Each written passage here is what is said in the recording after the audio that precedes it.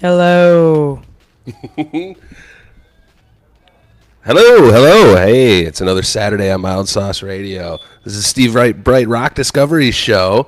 And again, on a Saturday afternoon, we're going to be rocking out to some awesome music and drinking some cool beer. Now. This week is a special week. We've got a very special guest with us. As you can see, this is Miss Alex White of Greetings. White Mystery. One of the most hardest working women in Chicago music, and we are so glad to have you on the show today. Thank you for having me. This is going to be a treat. So we're going to be bouncing back and forth this afternoon, playing some new stuff, playing some old stuff, and I'm certainly glad to have you in. I'd love to chat with you, get a little insight on stuff that's turning you on music wise, and everything that's going on in your world. So this year, right, is the 10th anniversary of White Mystery. Yes. That's exciting. Yep. Now, you've had, 8 full lengths out? Yeah, so the 9th full-length album is coming out on 4/20. I'm not sure how many bands have been able to put out an album on the same day every year for almost 10 years. I know, it's amazing. I'm hoping to break a Guinness Book World of Records, world record with my records. Pretty excited. Got a lot of secrets that will be revealed soon.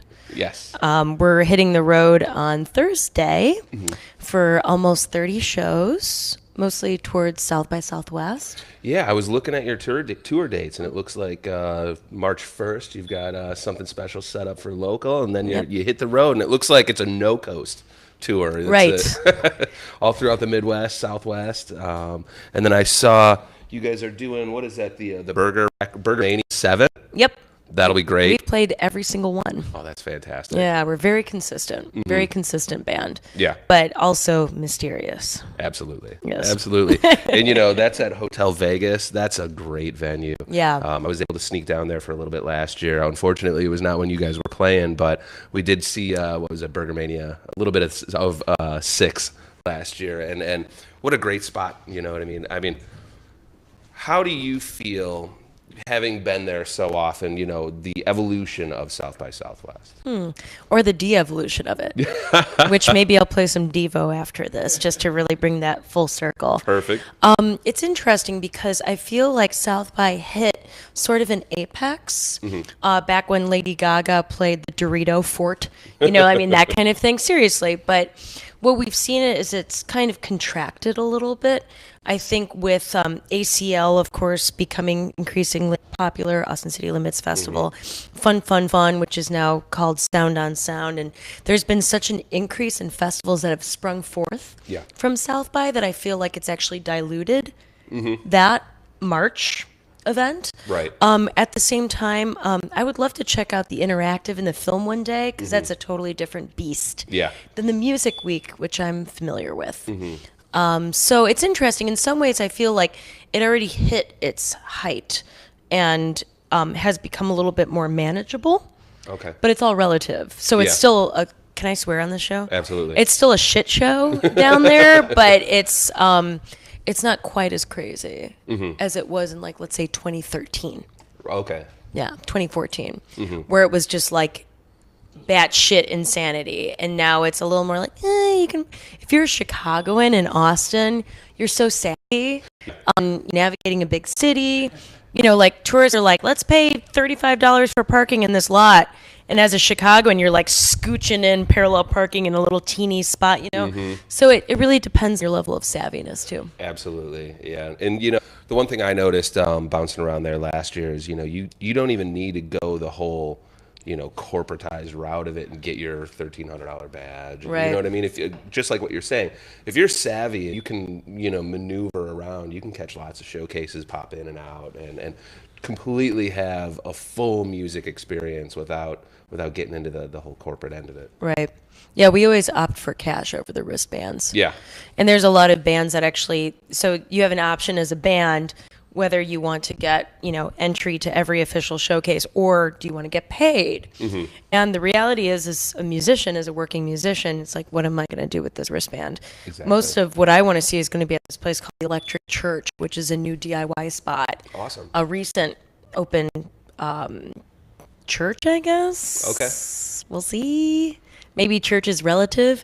My friends and I were talking last night, though, about starting a new religion. And I think that would be kind of an interesting 2018 thing. You know, like as a DIY organization, it's like, how do we become a nonprofit, not have to pay taxes, Yep. and be able to take over a church and occupy it and have events without the narcs coming down on us, right? So we're like, well, why don't we just start a religion? It can't be that hard. Exactly. It's you know, the Wisconsinites have been doing it for years with their like supper clubs and their pride clubs. Yeah, Masonics and Elks and stuff like that. Yeah. So we'll see what the future holds. Absolutely. Now, is this new spot, is it like in the strip where everything is, or is it like kind of a satellite location? It's near Hotel Vegas, apparently. Oh, perfect. Yeah, so we're playing the Electric Church. We're playing this other notorious DIY spot called the 21st Street Co-op. Okay. I had seen Andrew WK play there. They bring in really big acts despite how small it is. Yeah.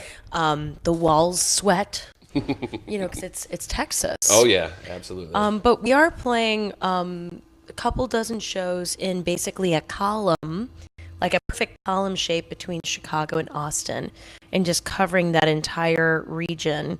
That's just, you know, we're not going that far west and that far east, but you can be on tour between Chicago and Austin for a month. Oh, There's yeah. a lot of neat towns like Tulsa, Oklahoma, and Omaha, places that deserve more credit for how cool they are. Great bands. Yeah. And I'm sure, you know, you're playing songs from the tri-state area, right? Yeah, yeah. My selection is a little bit local today, so it's you know, Coke DuPage around the lake. But yeah, generally speaking, I like to try and at least have a little bit of a Chicago root in what I'm digging into. Should we play some more music? Certainly, certainly. So, would you like to lead off with one? Sure. Awesome. So this song is called I Can't Sleep, which is a track title that a lot of bands use. Kind of generic, but it's by the Inmates, who are like a really cool punk rock band. So let's listen to that. Awesome. Shall we? Excellent. Are we good? Excellent.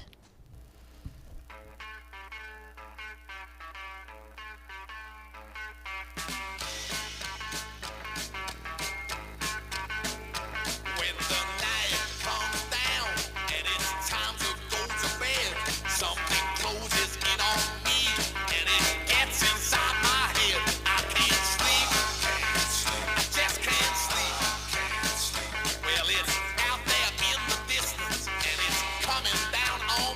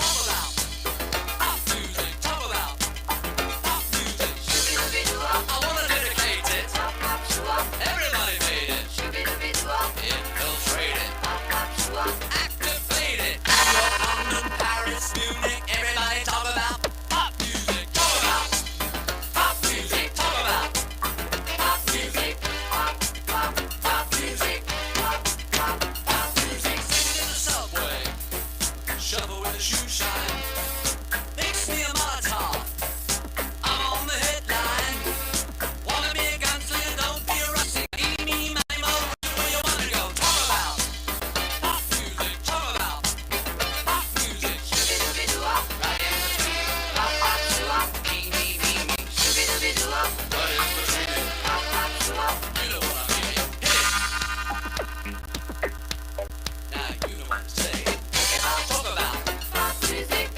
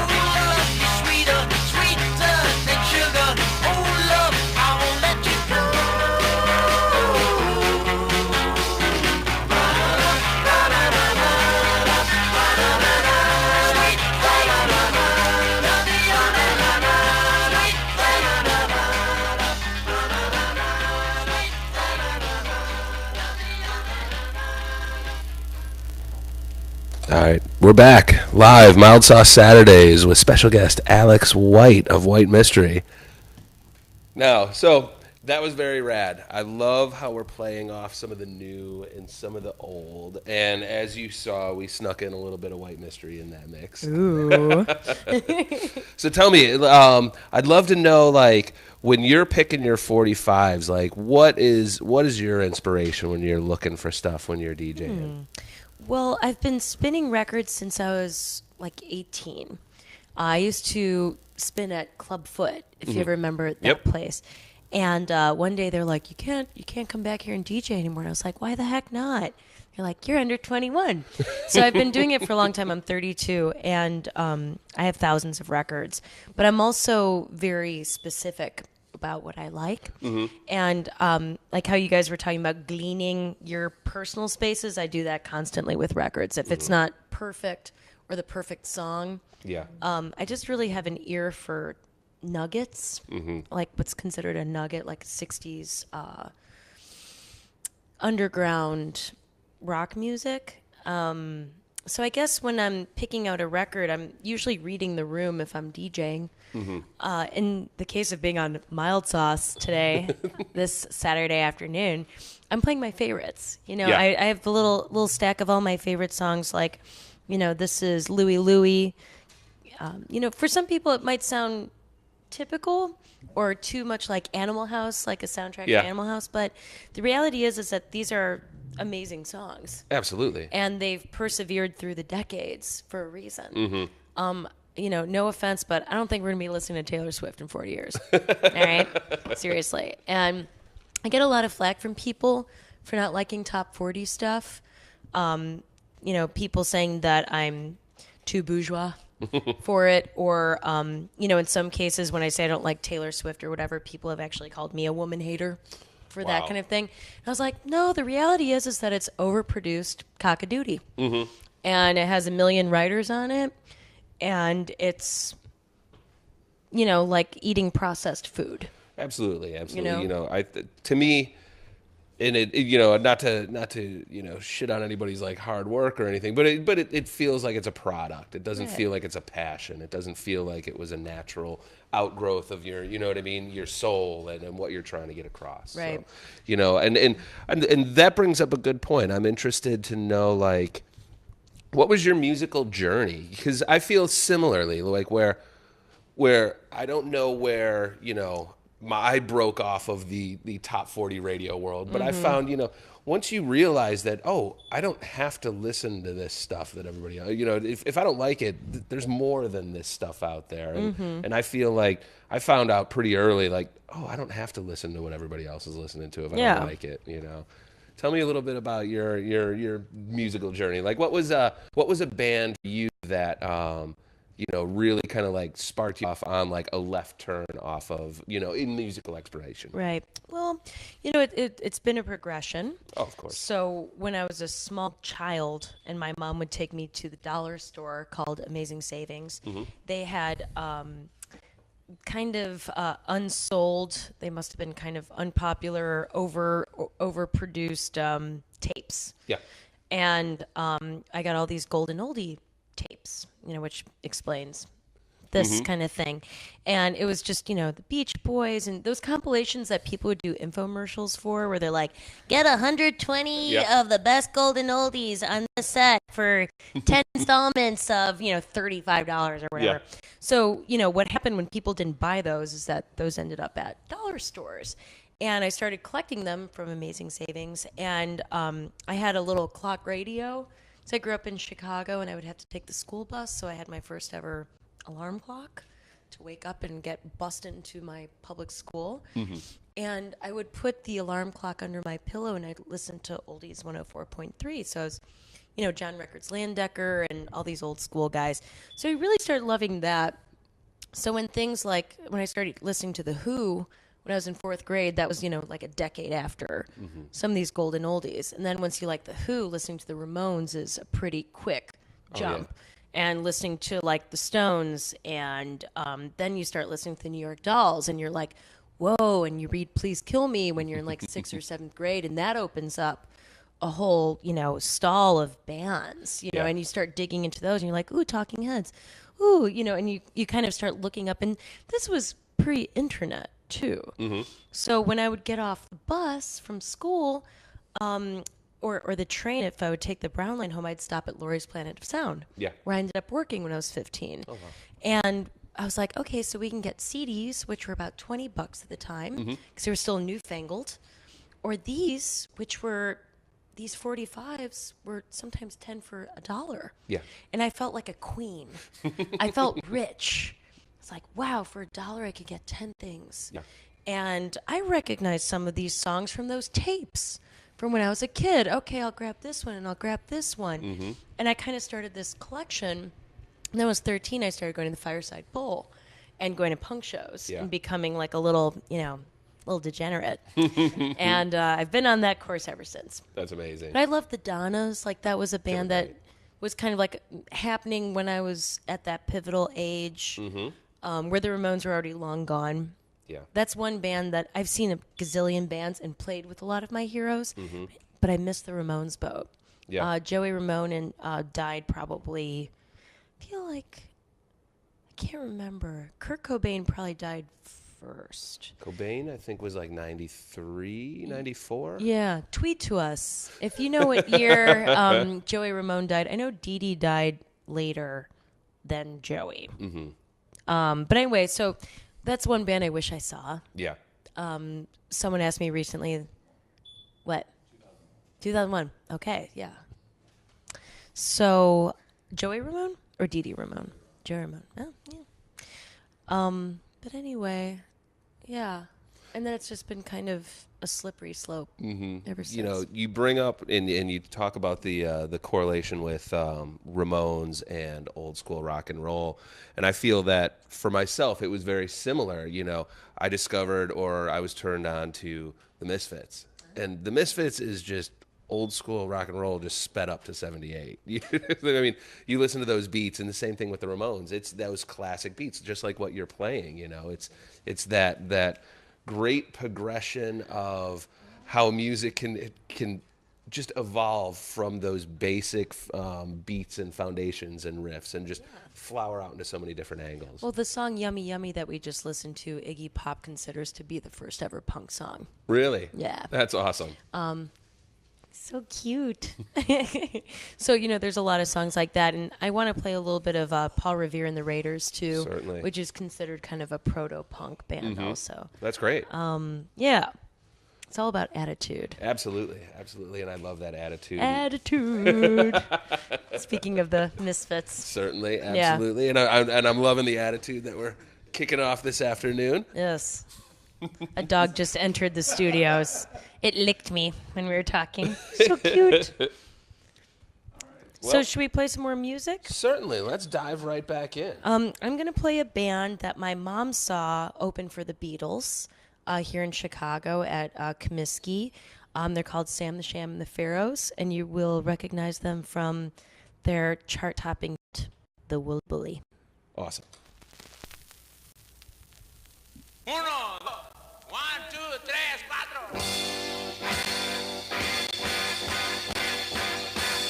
¡Eh! ¡Pule, pule! Watch it now, watch it.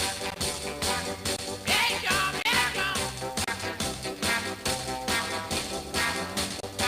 Watch it now, he gets you.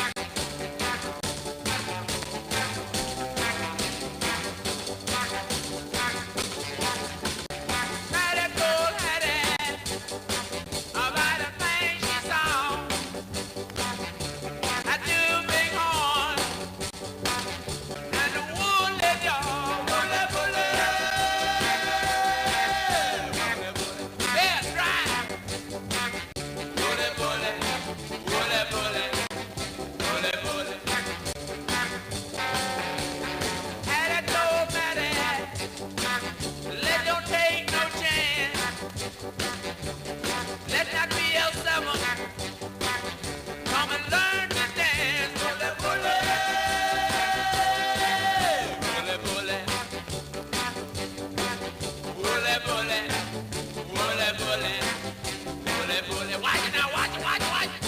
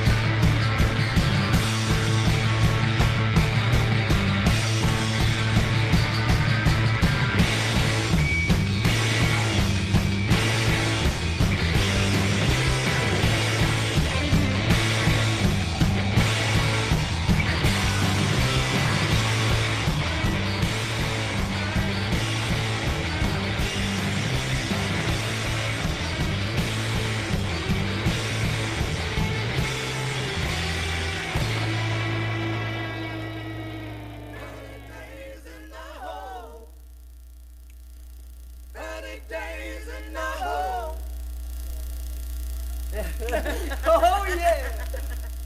Come on in, man. That's it.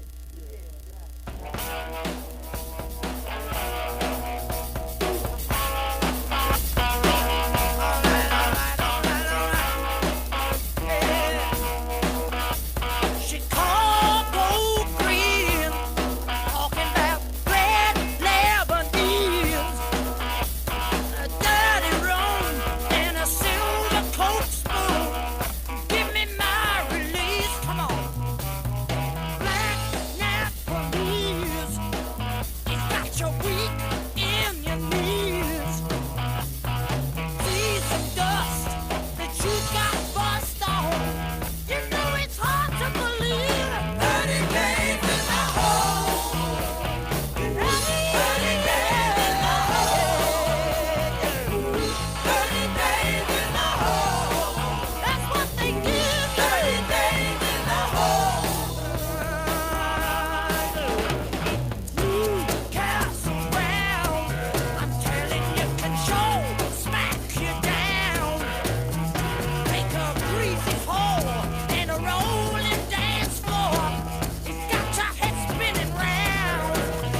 If you live on the road, well, there's a new highway code. You take the urban noise with some Durban poison.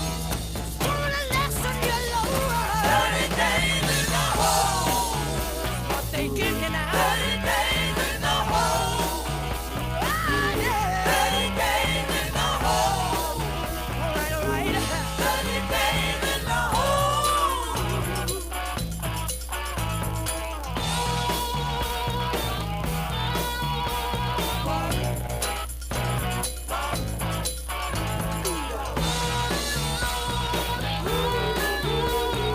How you doing, boy?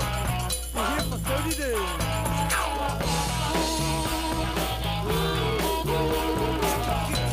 Get your long hair cut and cut out your wings. Black Nepalese, it got you weak in your knees. Only sees and dust that you got bust on. You know it's so hard to please. Newcastle Brown, control smack you down. You take a greasy whore at a rolling dance floor. Know your jailhouse bad. 30 days in the hole. 30 days in the hole. 30 days in the hole. 30 days in the hole. 30 days in the hole. 30 days in the hole. 30 days in the hole. 30 days in the hole. 30 days in the hole. 30 days in the hole. I'm trying to run sooner than I planned and remembering a bad night. I'm trying to run sooner than I planned. I had that dream again. I'm trying to run sooner than I planned. When it's all over, I'll let you know. I wish it's easier than I thought. I'm trying to run sooner than I planned. Hey, are we up? See where I land. Tried begging for anywhere but the face. Tried begging for anywhere but the face. I'm dying alone sooner than I planned. Hey, are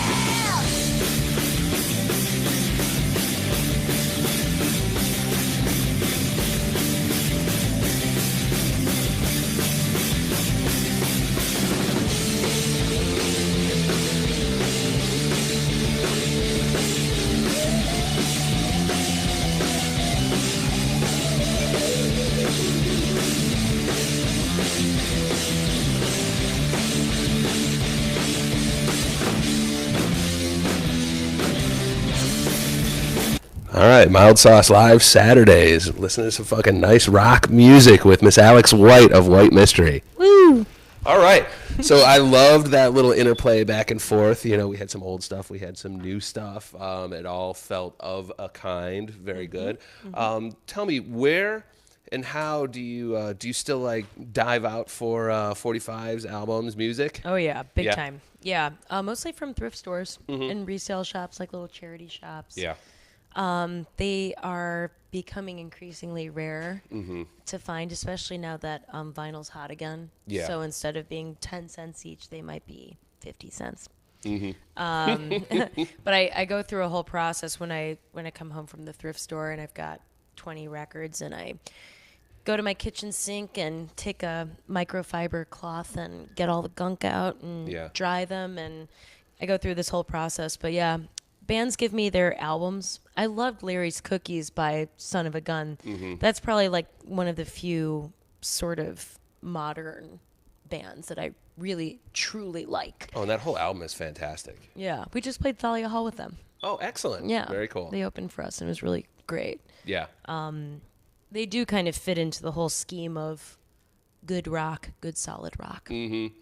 Yeah, I wanted to keep it kind of loud, kind of raw, kind of grungy today. So I think it worked out very nice. Now, one of the things I like in terms of like records, and I don't know about you, but like I was in my mindset buying records was like, that's the experimental stuff. All right, I'll pay for the CD, but like, I'm curious about this. I'm not sure if I want to pay like new CD price, so I'll buy the used album for 99 cents or whatever. And I've done that for years. And looking back, I find like my album collection is the most bizarre, eclectic, weird mix where on some hands, like I find all my Rick James is on album. All my Parliament is on album. Yeah. But then I'll have these like weird German blue vinyl, 12 inches of like, German industrial from the 80s and just completely random, and then just like complete blocks of some artists. Right. But in the end of the day, I think, and I've heard this and I wonder about it sometimes, is someone told me recently that there are more Jamaican reggae albums in Tokyo than there is in Kingston. Wow. Because albums themselves are becoming kind of commoditized, and the value of them is shifting so varied across the world that, there's collectors out in Tokyo that are really valuing stuff and sucking a lot of the albums up around. So there's probably a lot of really cool stats like that out there. There's this great, basically used bookstore in Kansas City that I would go to whenever we played at this joint called the Record Bar. The first time I played the Record Bar, I think it was 2004. And being a Chicagoan and rolling up to a venue that was in a strip mall was sort of shocking. You know what I mean? We're just like, well, there's ample parking. That's nice. yeah. But there's like, a scrapbooking store and this used bookstore, and they just had bins of 45s. But what they had a lot of were private label Jamaican records, where, it's kind of like when you hear about early Elvis that he went into like a recording booth and made like one for his mom. It wasn't mass produced. That was a lot of what these records were, and I treasure those because they're pretty rare and very groovy. Absolutely. That's very cool. That's very cool. I love the I love that it's coming back, but I love that there's so much, I don't know, you get like a certain warmth, a certain different quality out of records that you just can't get out of CDs. But don't worry, because it won't be cool again really soon. Right. Exactly. Now, I don't want to keep you. I know you've got a busy day coming up. So once you wrap up from our show, you're heading out doing another DJ set, aren't you? Yeah, on WLUW. Awesome. 88.7 FM, I think. Excellent. Yeah. Excellent. And then Ooh, Billy Giannopoulos, how you doing? It's my minimal beat DJ. And then I know you've got your great tour that's just about to kick off. Is there anything else you want the listeners to check out, be aware of? Yeah, well, all of our tour dates, 30-plus tour dates, are on whitemystery.com.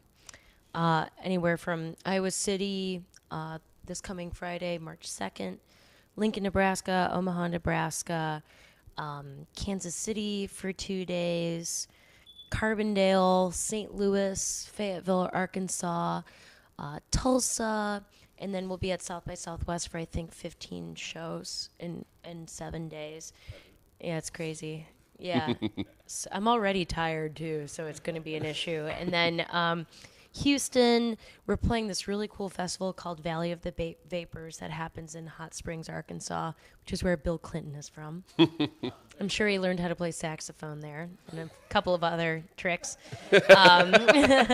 And then we're playing like Memphis and stuff like that. So I have a long road ahead of me, and then we play our 1,000th show on 420. Oh, that's amazing. And then does that coincide with the new album? Yeah. So I've, the whole White Mystery thing has been like a social experiment beyond being a band. Mm-hmm. So I've been pretty careful and methodical and strategic about how I like to do stuff, and consistent, because it makes a really big, beautiful picture when you can plot all of those points. Yes. So on 420, it's our 10-year band anniversary, our 1,000th show.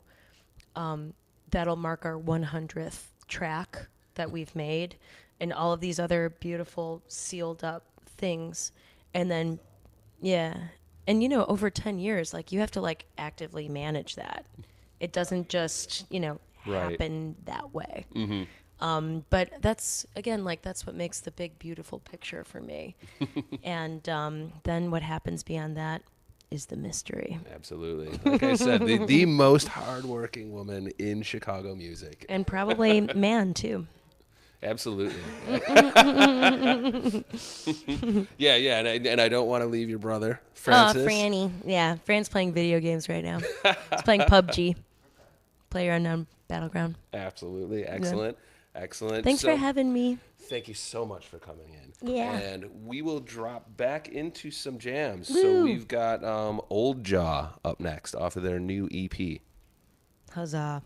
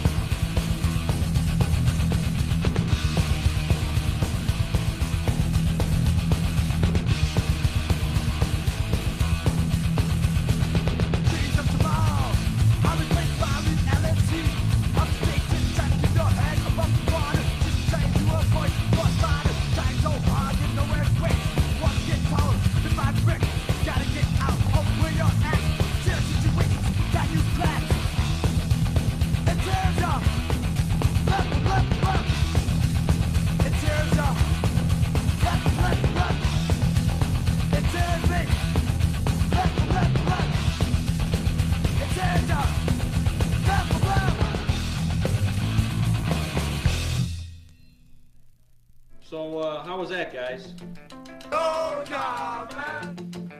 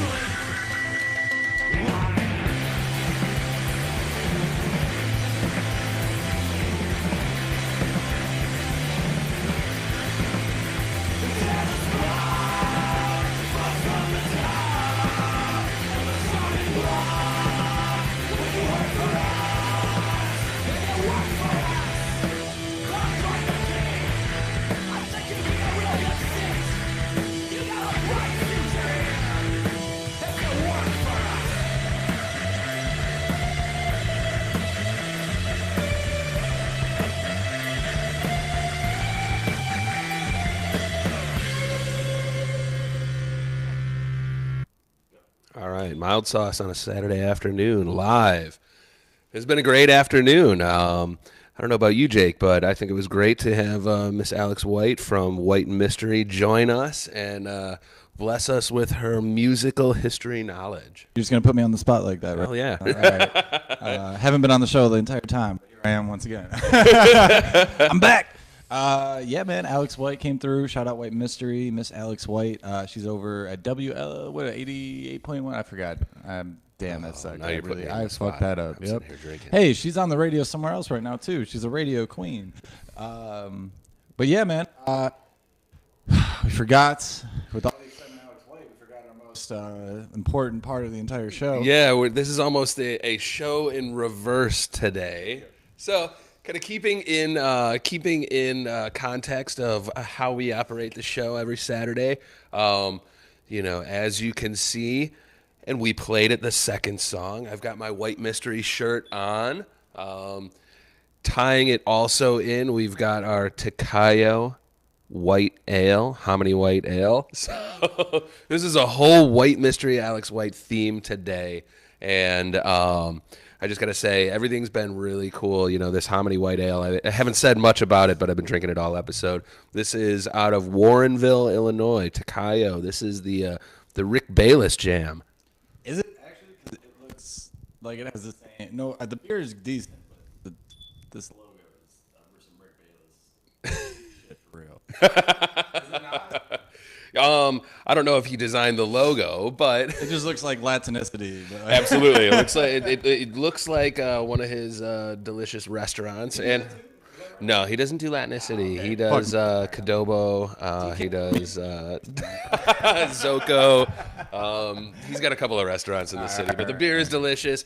The logo goes with the shirt. It goes with Alex White. The whole thing tied together.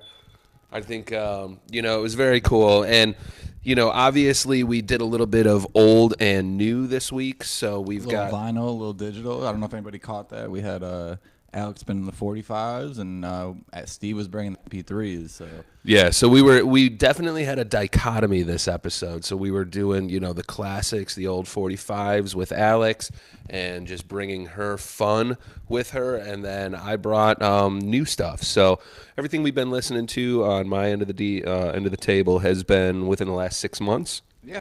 But some really cool stuff I wanted to give a little bit of voice to. One of the tracks we heard a little bit ago was Limb from a band called Weed Eater.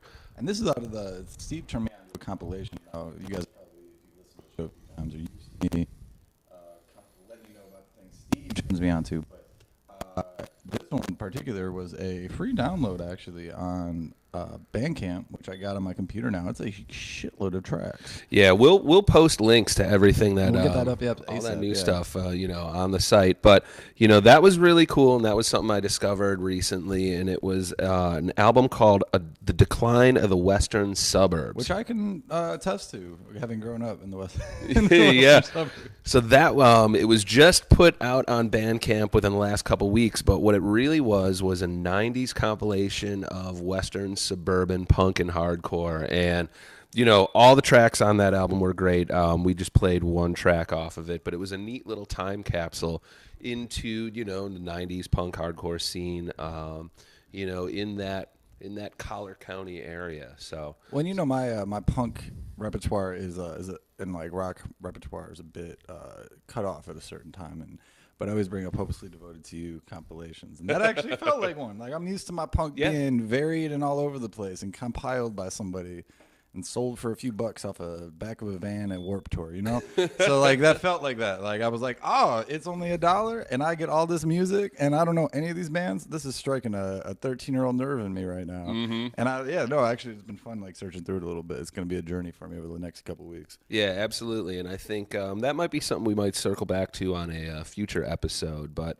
definitely some cool stuff in there, and definitely check it out if you have that opportunity. Another track that we played a little bit ago was called Anywhere But the Face by Results. That was one of those bands that It's a funny ass name for a song. yeah, strong vocals, really good angular sound. I was actually digging them, but unfortunately they were a band that recently broke up. So but I wanted to give them a shout out because it's very cool stuff, and it's unfortunately, they're not around to check them out, but good stuff. Anyway, it lives on in perpetuity on the internet. So Perpetuity.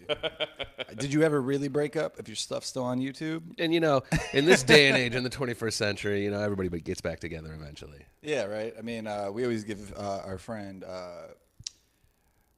Paul Peen Abood some shit about Fleet Foxes, but they keep getting back together, so you never know. There's always hope. Hope springs eternal.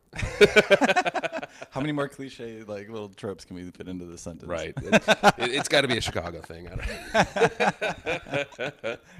Well, shit. You wanna jump into one or two more real quick? Yeah, I think we've got the next track I want to play is a track called Nervous Mind by the band called Nervous Mind. It's on their Bite EP that was released in December. So this is some pretty fresh music. Where are these guys out of? These again, everybody I've been playing this afternoon is either Cook County, Will County, DuPage County. So right around the lake, stone's throw from the water. We're talking suburbs over here. we talking? Where would somebody find Nervous Mind? Like these guys are actually. I'm asking personally because I actually listened to this before and enjoyed it. Yeah, this is, I am the kind of person that, I'm not listening to the radio or listening to anything like that to Except find Mild Sauce radio. Absolutely, except from terrestrial radio. Let's call that Landline radio. the 20th century radio. But no, I sit and I listen to Bandcamp a lot, and I I'm always scouring, always searching. Discovered these guys just recently. Thought they were really cool, really strong. Their Bandcamp says they're from Chicago, so city kids. All right. So it's online discovery that we're bringing to an online radio real quick. Let's check it out. Nervous Mind.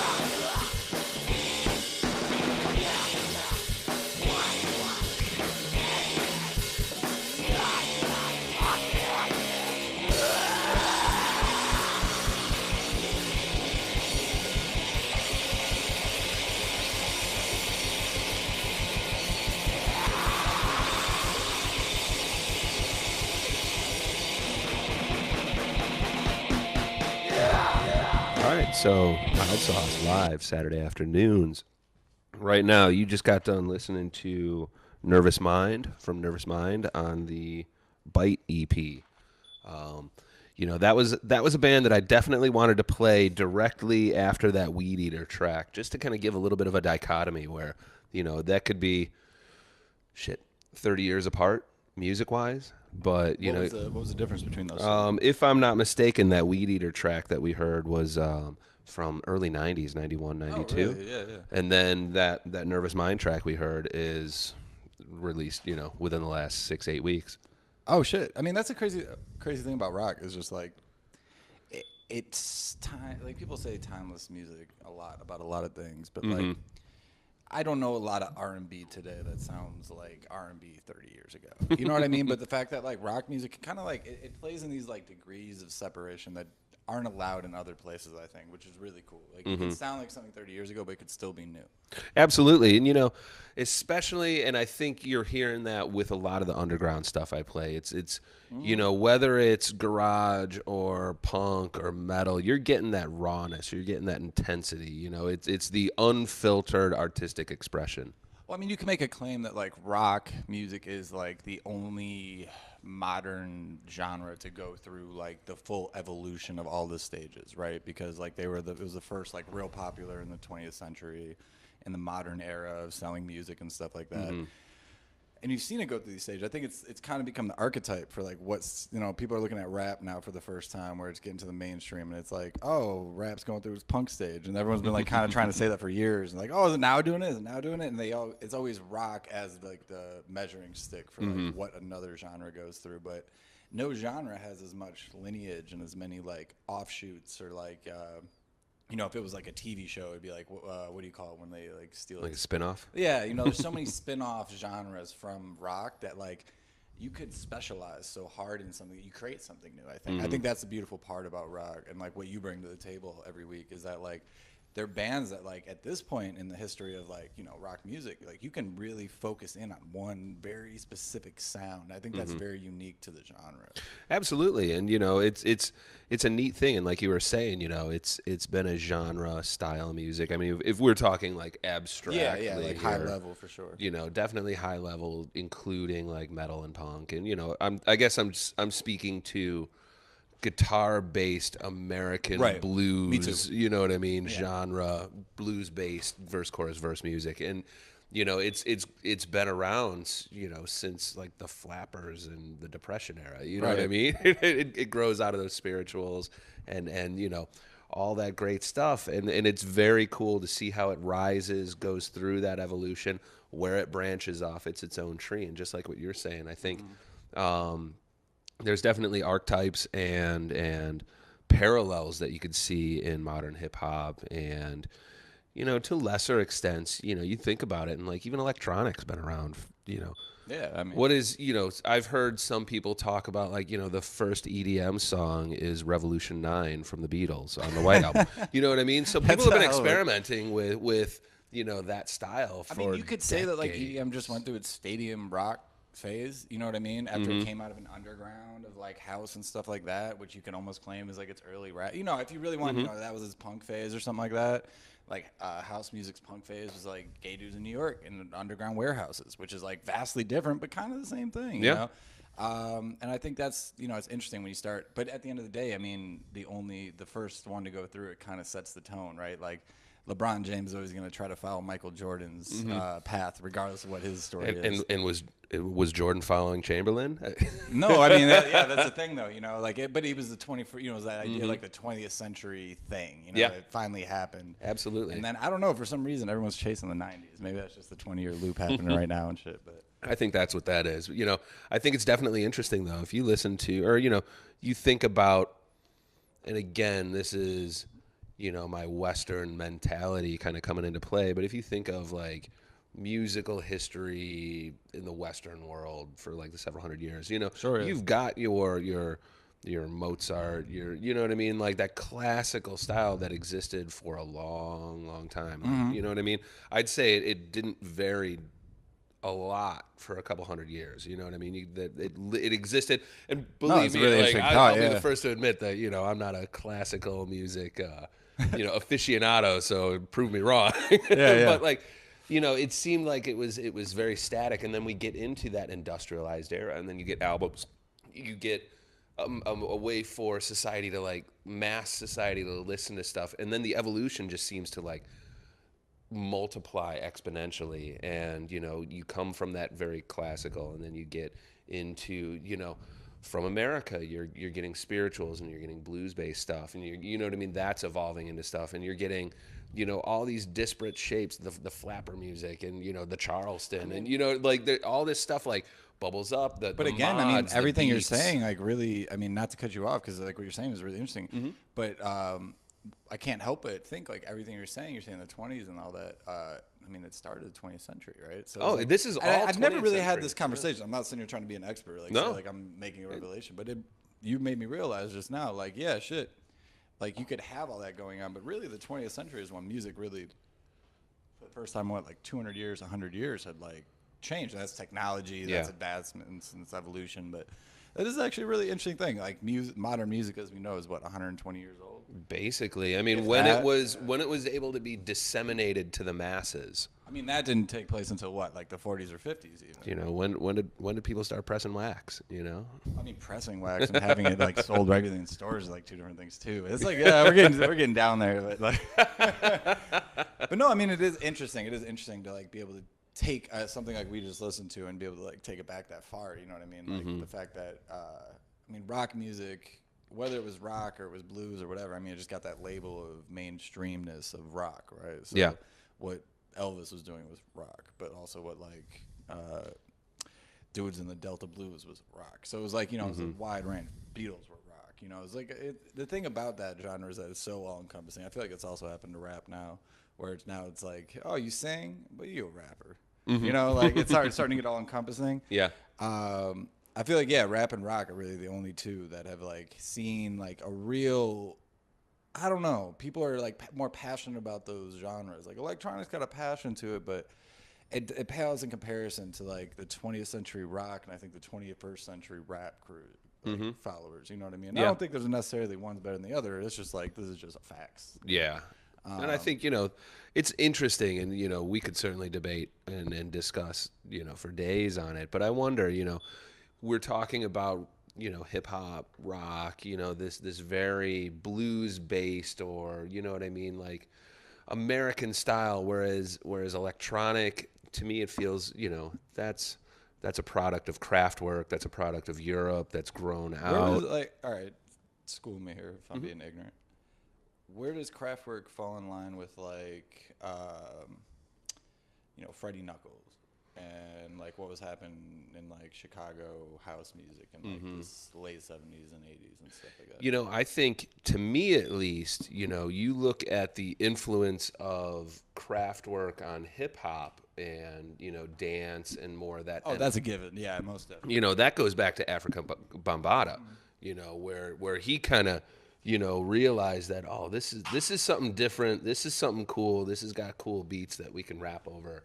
And, you know, I think point one of that European style, you know, coming into America is Africa Bambaataa. And then it comes to Chicago with house music. It comes to, you know what I mean? Like the DJs. Okay, so that was something that was an honest to God question because like that was. I mean, it was I'm a no gray expert area in my head. Yeah, it was, but I mean, that's how I feel it kind of you saw worked it its more way than I in. did. I mean, I'm a young buck still.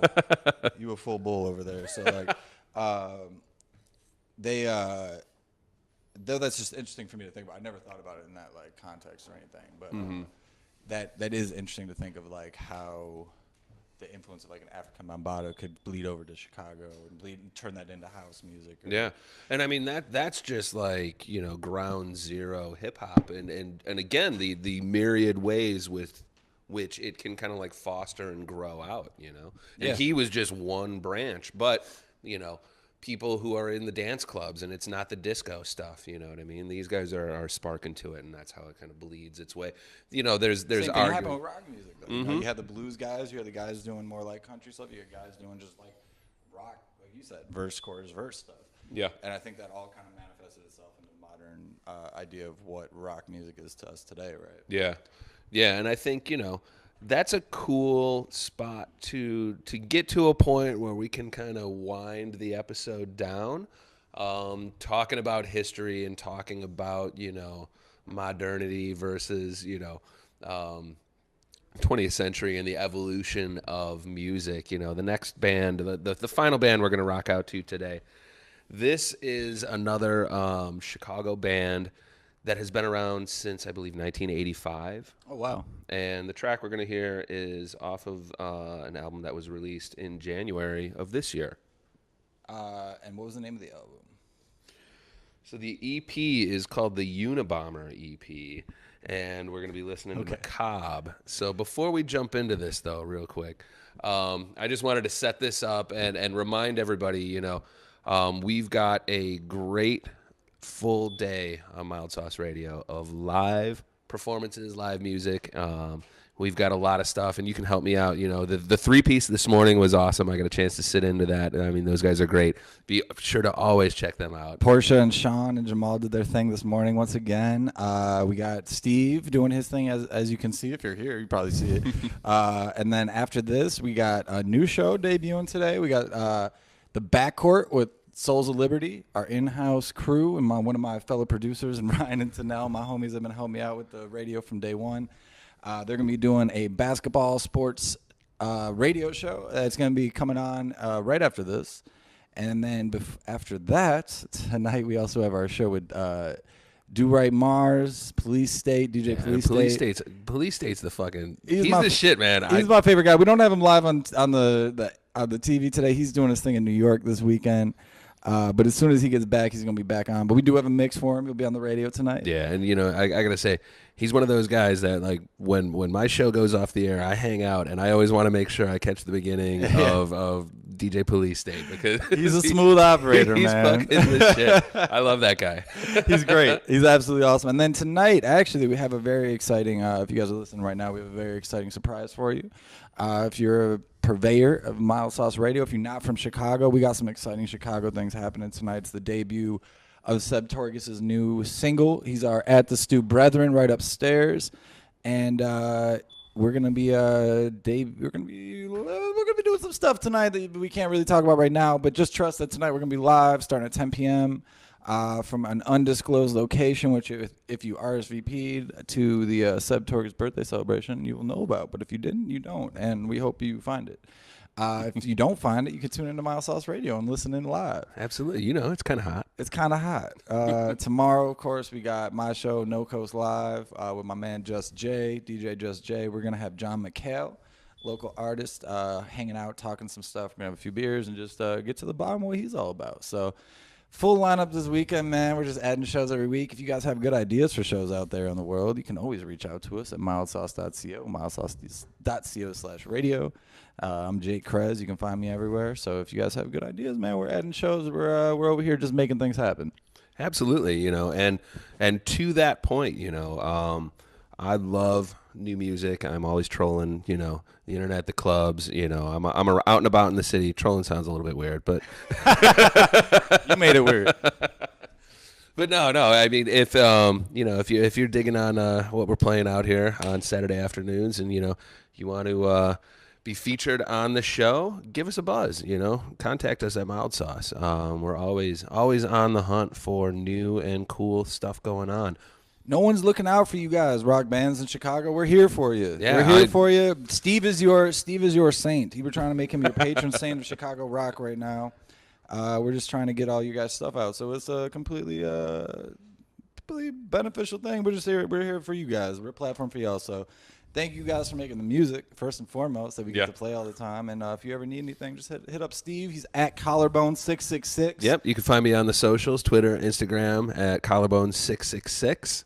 And if you dig what we're playing, when I'm out at shows, I'm taking pics and video. So it's the visual compilation, let's say, to a lot of the stuff that we're playing on Saturday afternoons here. Yeah, and you can catch all of that right after we finish the show. We bounce it out on the website as well, so you can find that at mildsauce.co/radio, right at the bottom of the page, and it's usually lurking about on the front page as well, so you can find it there too. And as always, special thanks to our very special guest this week, Miss Alex White.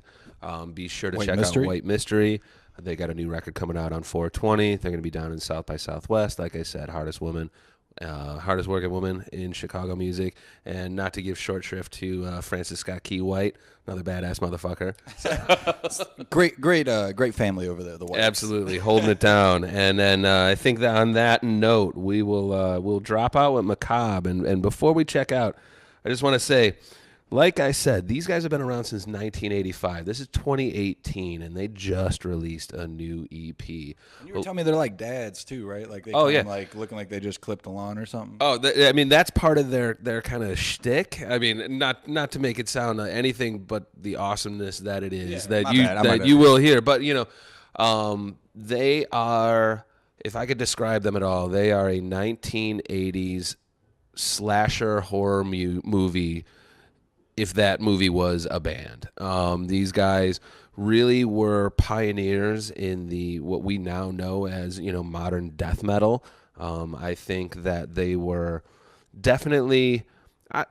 it's weird being a Chicagoan. You know, I'd say they were underrated, but growing up in the city, they always were around. They were always kind of prescient, and I always felt that like they were bigger than they were because they were always playing in the city. They were always around. They were always. It's kind of funny top how of that mind. happens sometimes, though. Yeah, you lose perspective when you're in a When you're city. too close sometimes, yeah. Exactly.